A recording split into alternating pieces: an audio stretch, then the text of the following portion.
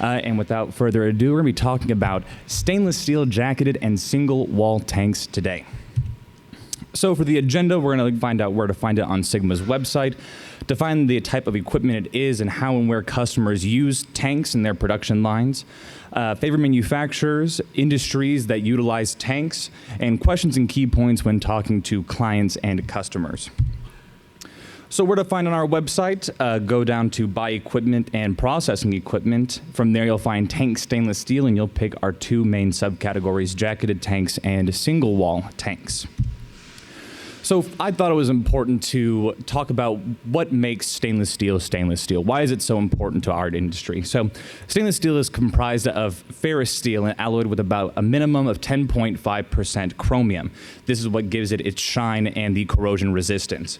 Other alloying elements are present, such as carbon, nickel, manganese, and molybdenum. Each one has its own vital piece that it plays in creating stainless steel. Carbon is used to create steel from iron, and it makes the steel harder and stronger. Nickel and manganese are stabilizing elements that prevent the stainless steel from hardening through heat treatment and allows the steel to undergo higher temperatures when in production. Manganese produces half of the effects of nickel and is found more in cheaper grade steel. Molybdenum has the same effect as chromium and is a larger atom, making it more resistant to corrosion. Through the use of molybdenum, in turn, it makes the steel ferritic, which is commonly associated with being brittle. So by adding more nickel, that can counter that effect. So now that we know what makes stainless steel, it's important to note there are different types of stainless steel. 304 is your most common. It's your baseline for stainless steel. It has the corrosion resistance and is the least expensive. It's the baseline. 304L is the same composition as 304 with a lower carbon content.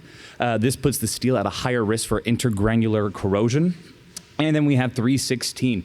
This is the highest corrosion resistant stainless steel and is primarily used for your higher corrosion materials. Think of your acids, your citruses, and is used near marine environments. And if for any reason, if we are selling a tank or we're not sure what type of stainless steel it is, we do have test kits found in the shop to figure that out for you. So now that we know what makes stainless steel, we know the different types of stainless steel, we can get into single wall tanks. These are the most common tank. They can be installed vertically or horizontally, mostly used in storing water for domestic purposes, but in manufacturing settings, this will hold your liquid raw product. Majority of silos and larger capacity tanks will be single wall, as it is the most cost-effective thing to hold your product. Tanks may come with threaded or flanged inlets and outlets. Threaded has threads to screw an attachment onto, pictured on the left right there. Think of your hose that you have at your house, how you attach the hose to the home and just screw it in. That's a threaded outlet right there. And flanged is an external attachment that can be added on, which will increase the output of production. Moving on to jacketed tanks. These are primarily used for processes that require additional heating, cooling, or thermal stability. Heating or cooling fluid flows in the space between two metal sheets or plates. Your standard jacket, the outer wall is supported by baffles welded between two metal sheets or plates. These are best suited for low pressure applications, and when applied to higher pressure, the cost increases significantly due to the increased thickness required for the outer wall. Next, we have a dimple jacket. The outer wall is spot or plug welded to the tank. This method of attachment to the inner wall creates these depressions or dimples. The arrangement of these dimples can be staggered or inline. And since there is a larger effective area of attachment, it is stronger compared than conventional jackets, allowing thinner sheets to be used. Please note this is not applicable for processes that used fast heating or cooling cycles, since thermal shock can weaken those welds, so be advised. And then pictured here, we have our dimpled tank and then your standard conventional jacketed tank there. So for upstream and downstream equipment, typically we'll have what comes before and what comes after, but doing some research, I found that tanks can be found really anywhere. These can be found at the start of a production line holding your liquid raw product, or at the end of a line holding your finished product. I'm currently working on an opportunity where it's a filling line and the tank is in the middle of the production line right next to the filler. So I didn't think it was appropriate to label it and put it at a single place when it can be found just about anywhere. So Here is a mock-up of a yogurt production line where you can see it goes from the storage tank to the heating tank to the homogenizer, pasteurizer, and yogurt machine. This is a video of a Walker 200-gallon open-top single-wall stainless steel tank. So as you can see, it has the hinge top manway. We got shots of the inside with this is a conical bottom with a center discharge mounted on 4 legs.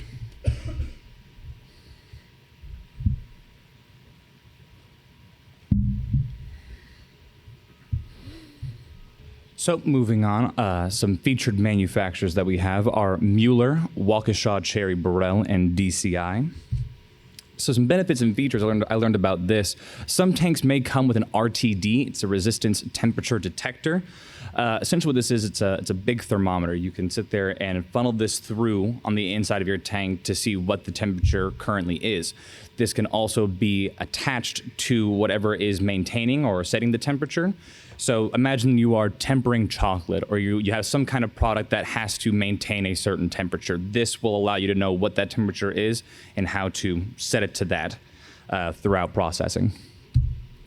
So some industries that utilize tanks would be the food and beverage, pharmaceutical, chemical, cosmetic, and personal care. Really any industry that has to store something. So some category takeaways for my ladies and gentlemen in acquisitions. It's important to note what is the jacket pressure rating, the overall dimensions of the tank, its capacity, obviously. If jacketed, check for damages on external damages, as that damage can affect the pressure rating of the tank. Photos of the inside are important. Inspect agitation if it is included. Take a picture of the national board number or the jacket tag. For those unfamiliar, just about every piece behind me has some kind of nameplate that has pertinent information on it, and if a tank is jacketed, it will have the same thing for its pressure rating. Confirm the direct inlet and outlet.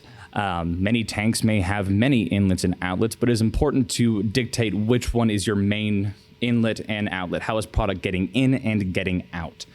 And speaking of discharge, is the discharge manual or pneumatic? Manual being that it is more, the product leaving the tank is gravity fed, so it just flows out naturally. But let's say you have a more viscous product, whether it be your maple syrups, your ketchups, things like that, you can put air through it to help get the product out more efficiently. And of course, if we are looking at purchasing one or bringing one in, how were they cleaning their tanks? That's important to know. For sales, some complementary equipment can include pumps, fillers, and homogenizers. Ask them how they plan to fill their pump. That's a good way to get your foot in the door to maybe get a potential upsale there. For logistics, tanks can be top heavy, so ensure that the tank is strapped to the side of a flatbed to reduce potential tipping. If the motor is included for agitation, make sure that is removed during transit along with agitation. And some engineering questions that we found are, what is the tank made of? Is agitation included, and if so, what kind? Thinking paddle, side scrape, propeller. The capacity, in-feed and discharge dimensions, the last known application of that tank, and how is the tank's top and bottom shape, whether it be flat or rounded or conical.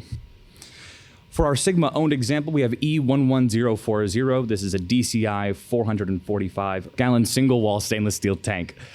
Some notes about it is that it has a propeller agitation with a 12-inch diameter for the blades, a spray ball clean-in-place system. So in short, today I talked about what makes stainless steel, the different types of stainless steel, and lastly, single-wall tanks and jacketed tanks. Single-wall tanks are primarily used to hold liquid raw product, and jacketed tanks are used for the heating, cooling, or thermal stability of a product.